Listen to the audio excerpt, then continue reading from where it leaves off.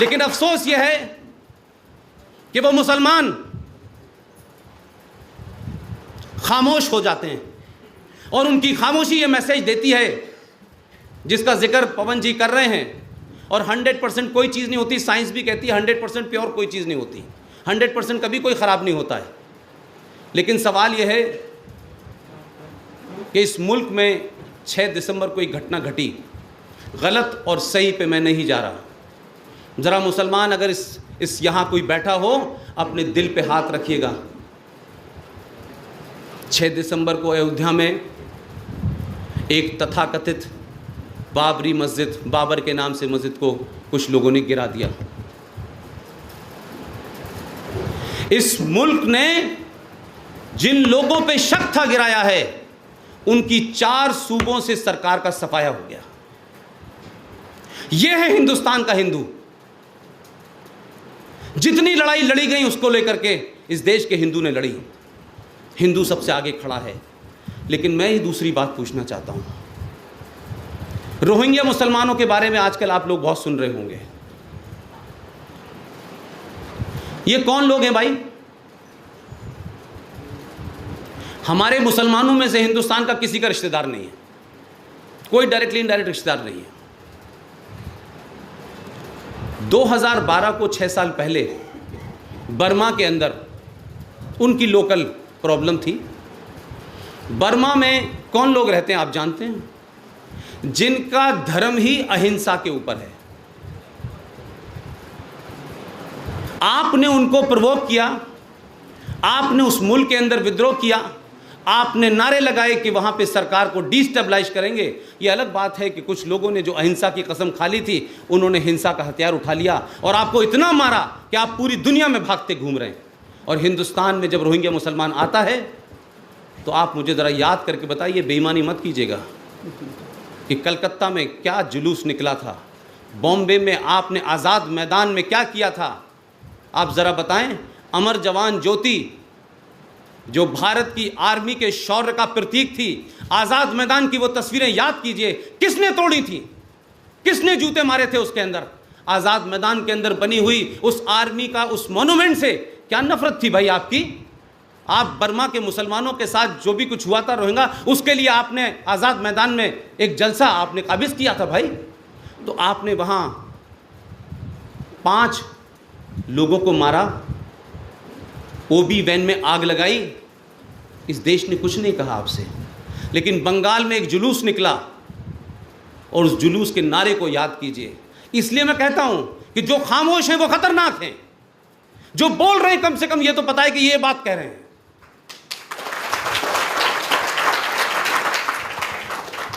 बंगाल में नारा लगा, आर्यन वापस जाओ, रोहिंग्या हमारे भाई हैं। टेलीविजन पे देखिएगा, ये पुष्पेन के पास कोई खास कैमरा नहीं है जिसे पता है। आखिर ये नारा क्यों लगा भाई? ये आर्यन शब्द की बात कहां से आई? और रोहिंग्या से आपकी इतनी क्या प्यार है कि जिसको बसाने के लिए आप पूरे मुल्क को तोड़ने पे तुले हुए हैं? और ये प्यार मुझे उन मुसलमानों का, उन लोगों से नजर नहीं आता जो हिंदुस्तान के बंटवारे के वक्त इसी ईस्टर्न यूपी से, इसी बलिया से, इसी जौनपुर जैसे जगह से जब गए तो कराची के अंदर एक पूरी कॉलोनी बची हुई है। उस कॉलोनी का नाम है Azamgarh colony, Ballia colony, Aligarh colony, Lucknow colony. वो आज भी बोर्ड लगाए हुए हैं और यहाँ के मुसलमानों के रिश्तेदार हैं। लेकिन कराची के अंदर पिछले 50-60 साल के अंदर, ये ऑन रिकॉर्ड पाकिस्तान का रिकॉर्ड है, ये पुष्पेन का रिकॉर्ड नहीं है, 27,000 मुहाजिर शरणार्थी जो यहां से गए थे उनको तरह तरह से मारा गया। हिंदुस्तान में एक रैली नहीं निकली कि हमारे भाइयों के साथ पाकिस्तान में ये हो रहा है, एक रैली नहीं निकली। लेकिन बर्मा से आने वालों के लिए आप रैली निकालते हैं। इस रैली से मुझे गुस्सा आता है, इस रैली से मेरे अंदर रिएक्शन पैदा होता है कि ये कैसी बात है भाई, कि इस मुल्क की कौन सी चीज की आपको चिंता है? कोई जुलूस निकाला आपने आज तक कि हिंदुस्तान की नदियां जो हैं पॉल्यूटेड है, हम इसको साफ करेंगे? लेकिन बाबरी मस्जिद शहीद हो गई, उसके लिए जान दिए जा रहे हैं, जान दिए जा रहे हैं। बाबर से क्या रिश्ता है भाई आपका? अल्लामा इकबाल तो आपको दे गए थे ये सारे जहां से अच्छा हिंदुस्तान हमारा, यही आप चला रहे थे। तो भाई उसी अल्लामा इकबाल ने लिखा राम के लिए जो उसने लिखा कि इमाम हिंद है राम, उस राम को जिसके बारे में जिस इकबाल ने तराना भी दिया और ये भी लिखा और पाकिस्तान भी बना दिया, तो तराना तो अच्छा लग रहा है, लेकिन इमाम हिंद जिसको कह के गया वो, उसकी जमीन के ऊपर ही मस्जिद बनाने की ये जिद किस लिए है, ये किस नफरत के तहत है, और कौन लोग हैं जो इसको बनाने पे आमादा हैं कि बाबर की मस्जिद बननी चाहिए लेकिन भगवान राम का मंदिर नहीं बनना चाहिए। ये राजनीतिक विषय नहीं है, और जो लोग राजनीति से कर रहे हैं मेरा उनसे भी कोई सरोकार नहीं है। बताइए, उज्बेकिस्तान से आने वाले बाबर और उसकी मां मंगोल से इस हिंदुस्तान के किसी मुसलमान का कोई रिश्ता है? डायरेक्टली इनडायरेक्टली है। अगर मोहम्मद साहब के नाम की कोई मस्जिद होती, उनसे रिलेटेड कोई मस्जिद होती, उनके दामाद से कोई रिलेटेड मस्जिद होती, उनकी फातिमा बेटी से कोई रिलेटेड होती, तो हम भी लगता कि भाई ठीक है, ये तो मामला है। लेकिन बाबर से हाथ में वास्ता जोड़ करके हिंदुस्तान के 80 करोड़ हिंदुओं को आपने अपना दुश्मन बनाया हुआ है। ये सवाल मुसलमानों को पूछना चाहिए अपने आप से। और मैं तो उस जगह पैदा हुआ हूं जहां इस्लाम नहीं छुपा हुआ। मैंने बड़ी नमाजें पढ़ी हैं। मैं जिस हॉल में रहता था, सिंह साहब, बीइंग ए कैप्टन मुझे वो रूम मिला हुआ था, और हॉकी अलीगढ़ यूनिवर्सिटी का बड़ा पसंदीदा खेल है, तो उसका जो कमरा था वो कमरा भी बड़ा लेविश हुआ करता था, 10-20 कुर्सियाँ होती थी, तो मुझे वहाँ रहना पड़ता था जबकि मेरा घर यूनिवर्सिटी में ही था। अब मैं एक चीज़ से बड़ा परेशान हो गया।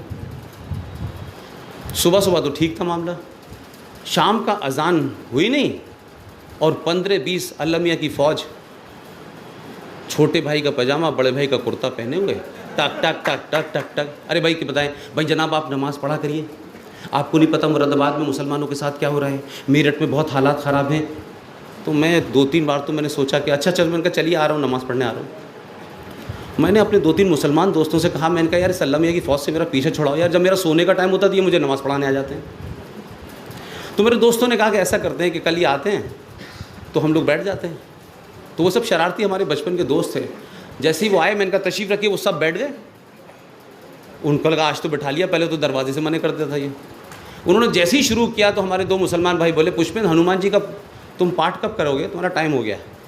वो सब उठे चले गए।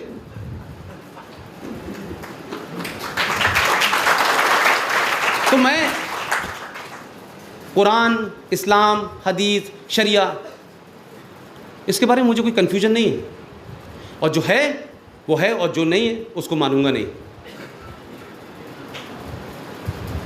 ये क्या वजह है? आपने कोई जलसा जुलूस, कोई डिबेट आपने सुनी है कि कश्मीर का शहर मुफ्ती टेलीविज़न पे ये बयान देता है कि अब तो हम 17 करोड़ हो गए हैं, 9 करोड़ में तो पाकिस्तान बन गया था, 17 करोड़ हो गए, हमें ये अलग जगह दो। भाई साहब ये तो हमने कोई प्रॉपर्टी डीलर है हम क्या हिंदुस्तान के, कि हर बार एक टुकड़ा दे देंगे कि आइए अब ले जाइए, अब 17 करोड़ हो गए, फिर 18 करोड़ हो गए, फिर ले जाइए। कि टेलीविज़न पे बयान सुनिए 2 बार गया, लेकिन किस मुसलमान ने कहा कि शहर मुफ्ती को चौराहे पे गोली मार देनी चाहिए? इसकी आवाज़ हिंदुस्तान के मुसलमानों को शक के दायरे में खड़ा करेगी? नहीं मारा। आपकी खामोशी ने मुल्क बंटवा दिया। आप सब जानते थे मुल्क कैसे बटा है, वो अपनी जगह है, लेकिन आप मुझे बताइए कि एक पागल आदमी हो सकता है, उसका एक्ट जस्टिफाई नहीं कर सकता। मैं अक्सर अपनी डिबेट में भी कहता हूं, उसका एक्ट जस्टिफाई नहीं मैं कर सकता, लेकिन जिसको आप अपना आइडियल मानते हैं, जिस पे सारा भरोसा अपना रोक देते हैं और सोचते हैं कि ये आदमी जो है, इसके हाथों में जो ये कह रहा है हमें इस पे यकीन है, उसके यकीन पे लोग जान देने के लिए तैयार हो जाते हैं। यही होता है कि नहीं होता है? ये पागलपने की हद तक किसी के ऊपर यकीन होता है। जैसे कुछ लोग आजकल पागलपने की हद तक जो है वो कहते हैं कि इतने काफिरों का कत्ल करोगे तो 72 हूरें मिलेंगी। हमें लौट के किसी ने बताया नहीं कि मिली कि नहीं मिली अभी तक। गांधी जी के ऊपर भी इस देश के लोगों का यकीन था कि नहीं था? ऐसे ही इस देश में वो फादर ऑफ नेशन नहीं बने भाई। कुछ तो दीवानगी होगी उनको लेकर के कि जब वो जाते थे नौखली के दंगों में और बैठ जाते थे तो लोग खड़े से अपने हाथ से हथियार छोड़ देते थे और रोने लगते थे। ऐसे ही एक पागल आदमी था कि गांधी ने कहा कि हिंदुस्तान का बंटवारा होगा तो मेरी लाश पे होगा। यह कहा था कि नहीं कहा था? जोर से बोलिए। लेकिन आपका वो रहनुमा जिसको वो लोग उसकी एक आवाज पे पागल हो जाते थे, देश का बंटवारा हो गया, गांधी जी तो मरे नहीं थे, गांधी जी तो जिंदा थे। मैं गलत कह रहा हूं? इतिहास गलत है क्या? देश का बंटवारा हो गया, गांधी जी तो अपनी जगह थे, उन्होंने कहा मेरी लाश पे होगा। तो अब ये बात अलग है कि वो जीवित होते हुए लाश हो गए, वो तो बात अलग है। तो एक आदमी जिसको लगता था कि इसने मेरा यकीन तोड़ा है, इसने मेरी भावनाओं से खिलवाड़ किया है, उसने जाके गांधी जी को मार दिया। ये जस्टिफाई नहीं है। मैं दूसरी बात कहना चाहता हूं, ये पूरी बात मैंने अपनी जो कही है उसके पीछे दूसरा कारण है। मेरे लिए नाथूराम गॉडसे ना आइडियल था ना है, लेकिन मैं उस मानसिकता को बता रहा हूं।